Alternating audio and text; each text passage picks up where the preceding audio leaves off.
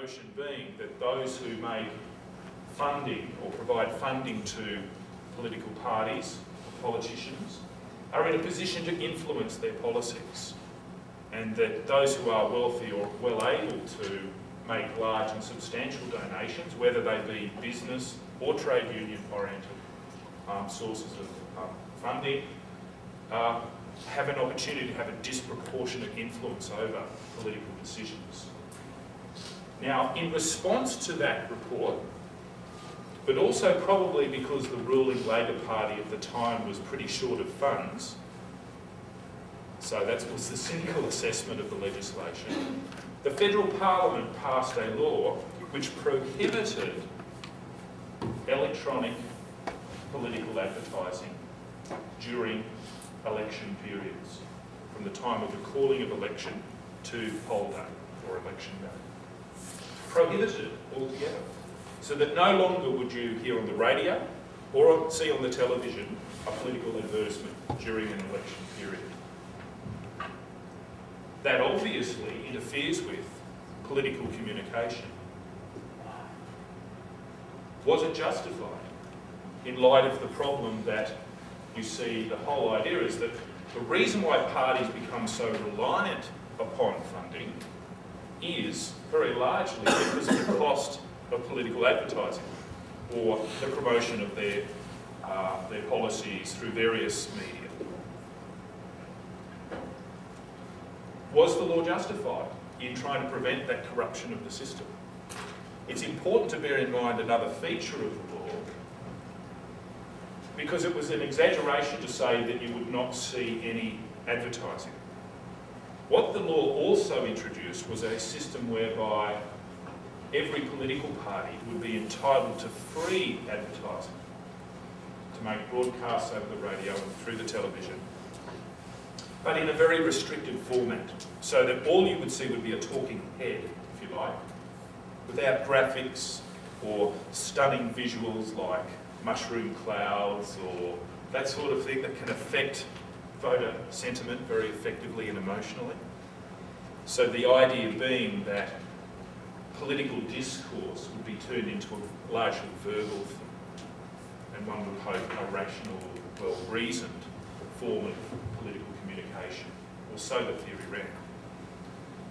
Having said that, there were problems with the legislation, and I'll finish up in a couple of minutes, because it allocated this free advertising time to the existing political parties and closed down the opportunity of independents or newly formed parties to get the opportunity to get their message across.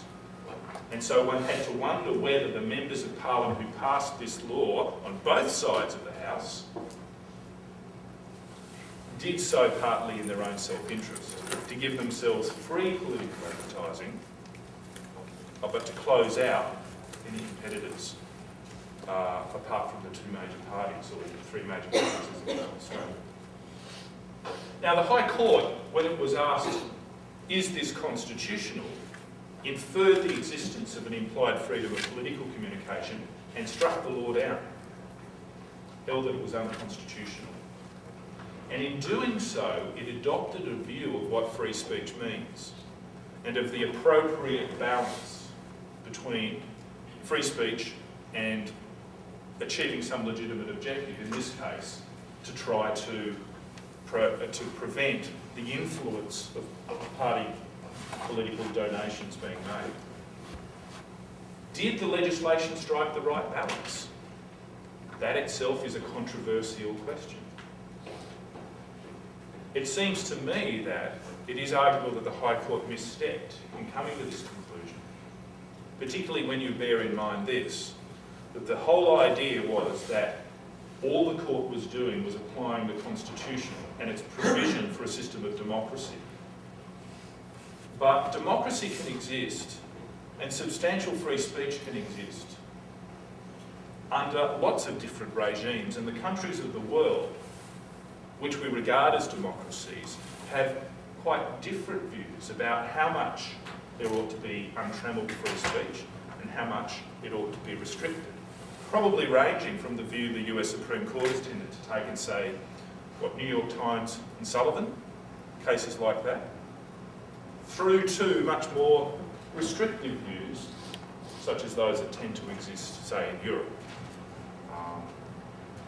And yet we would still regard them all as democracies, and we would debate where the line ought to be drawn. The High Court of Australia, in finding or inferring from the Constitution an implied right to political communication, took upon itself the power to make that decision. And the question is whether that was a legitimate thing to do in Australian circumstances. But it's of course a very different thing in the United States because you have the First Amendment.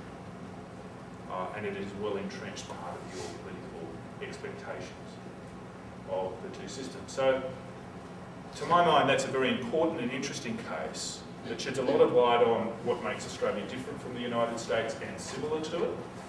And in fact, in the cases that have followed that, we see the influence of American law on the High Court when it's trying to determine how to balance free speech versus other important interests or objectives that governments might have. I don't have time to expand on all of that. In fact, it's probably time for me to finish. But I hope that's a helpful illustration of what the High Court of Australia does. And I do hope that it's just a little bit topical to current debates here in the United States as well. So thank you very much for your attention. And thanks again, Professor Kincaid. We have about 5 minutes or so for questions and discussion.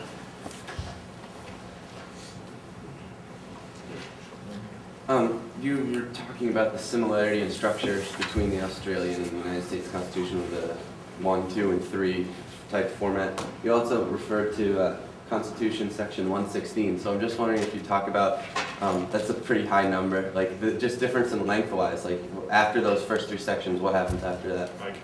The Australian Constitution is a little longer, and it's written more in lawyers' language. It reads a little bit more like a real statute rather than the Declaration of Independence, if you like.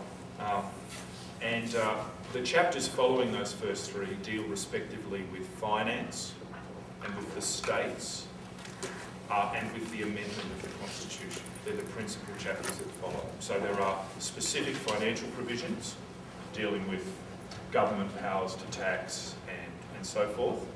And then there's another chapter headed to states, Section 106 of which is probably similar to the 10th Amendment here, right? Because Section 106 says that the Constitution of each state shall continue. And so our Constitution presupposes the states exist. And the Australians actually debated should they adopt the language of the 10th Amendment and talk about reserving the powers to the states and to the people. Reserving the powers to the people really wasn't an issue, but whether they should talk of a reservation of power to the states or just to affirm that the states would continue. And then finally, our final chapter has one section in it, 128. So there's 128 sections in the Constitution, which is equivalent to your Article 5, which is your amendment clause. And that wraps up our Constitution as well. But in that respect, interestingly, the Australians were more influenced by Switzerland, and they adopted a dual referendum for the amendment of the Constitution.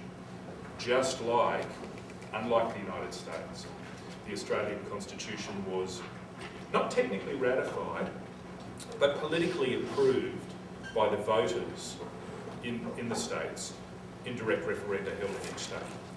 So just like in the United States, your Constitution was ratified by conventions held in each state, and in turn, Article 5 provides for amendment of the Constitution either by conventions or by the legislatures, right? A similar kind of notion of representative democracy.